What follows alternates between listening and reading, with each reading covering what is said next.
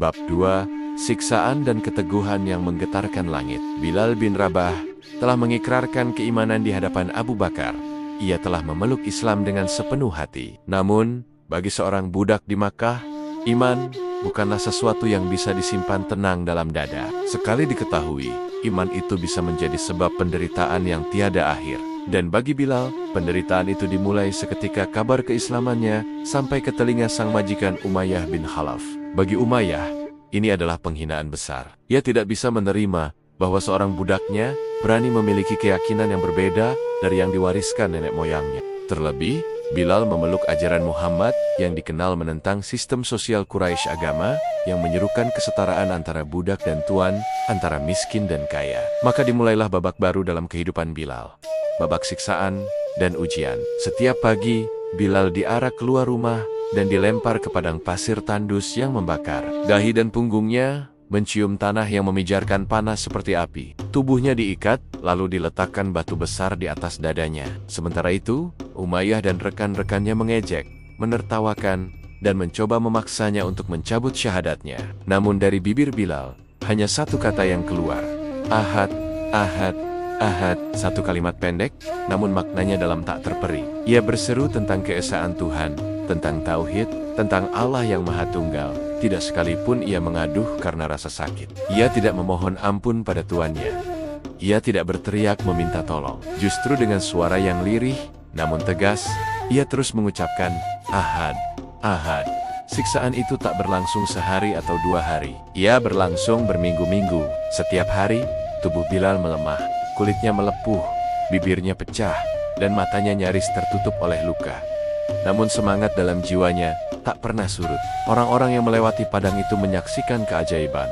Seorang budak yang disiksa dengan kejam, namun tetap tenang dan teguh. Seolah seluruh penderitaan itu tidak berarti apa-apa dibandingkan dengan kenikmatan iman di dalam hatinya. Sebagian menyebut Bilal gila, sebagian lagi mulai tergerak hatinya. Mereka belum beriman, tapi melihat ketabahan Bilal menggoyahkan fondasi kepercayaan mereka sendiri. Keteguhan Bilal menjadi tamparan bagi kaum Quraisy. Ia menjadi simbol dari apa yang mereka takuti, bahwa ajaran Muhammad bukan sekadar kata-kata. Ia telah mengakar kuat dalam hati manusia, bahkan hati seorang budak yang mereka anggap hina. Siksaan itu mencapai puncaknya ketika Umayyah meminta budaknya yang lain untuk menginjak leher Bilal dan menarik tangannya ke belakang, sementara batu besar kembali diletakkan di atas tubuhnya. Dalam kondisi sekarat, Bilal masih sempat tersenyum kecil dan tetap berkata, Ahad. Di saat seperti itulah, pertolongan Allah datang. Abu Bakar As-Siddiq, sahabat Rasulullah yang mulia, mendengar kabar penyiksaan tersebut.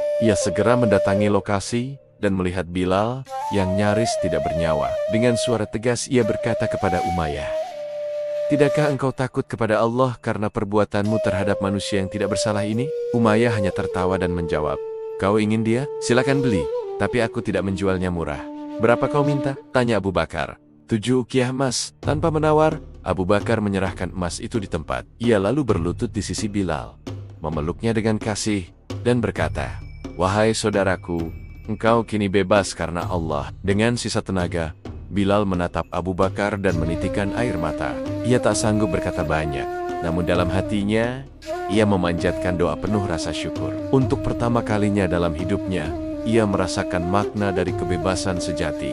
Bebas karena iman, bebas karena Allah, bukan karena dunia. Pembebasan Bilal bukan hanya pembebasan jasmani. Itu adalah simbol dari misi Islam, membebaskan manusia dari perbudakan manusia menuju penghambaan hanya kepada Allah. Rasulullah pun menyambut berita itu dengan sukacita. Ia memuji Abu Bakar atas tindakan mulianya dan memeluk Bilal dengan penuh kasih. Sejak saat itu, Bilal menjadi bagian penting dari lingkaran terdekat Nabi. Ia tidak lagi dipandang sebagai budak, ia dipandang sebagai saudara, sebagai orang yang dimuliakan oleh iman. Bilal mulai menghadiri majelis Nabi, mempelajari wahyu, dan menyertai para sahabat dalam perjuangan dakwah. Ia masih hidup sederhana, masih tidur di atas tanah, masih mengenakan pakaian lusuh.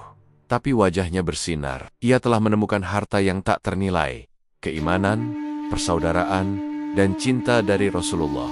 Siksaan yang dulu ia alami, tak pernah ia keluhkan. Bahkan ketika ditanya oleh sahabat, apakah engkau tidak trauma dengan apa yang dilakukan Umayyah kepadamu?" Bilal menjawab, "Justru disitulah aku menemukan Allah." Hari demi hari, Bilal menjadi semakin dekat dengan Nabi.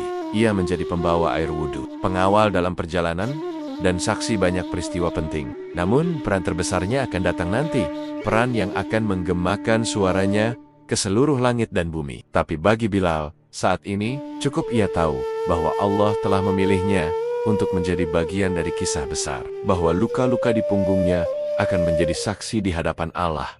Bahwa setiap tetes keringatnya, setiap erangan yang ia tahan, telah menjadi batu-batu penyusun bangunan Islam. Dan ia pun bersujud di tengah malam yang sunyi, mengucapkan syukur, "Ya Allah, Engkau telah memilihku dari ribuan budak yang hina untuk mencintaimu dan Rasul-Mu. Maka jangan palingkan aku dari cahaya ini, hingga aku menemuimu dalam ridamu." Bersambung ke bab 3.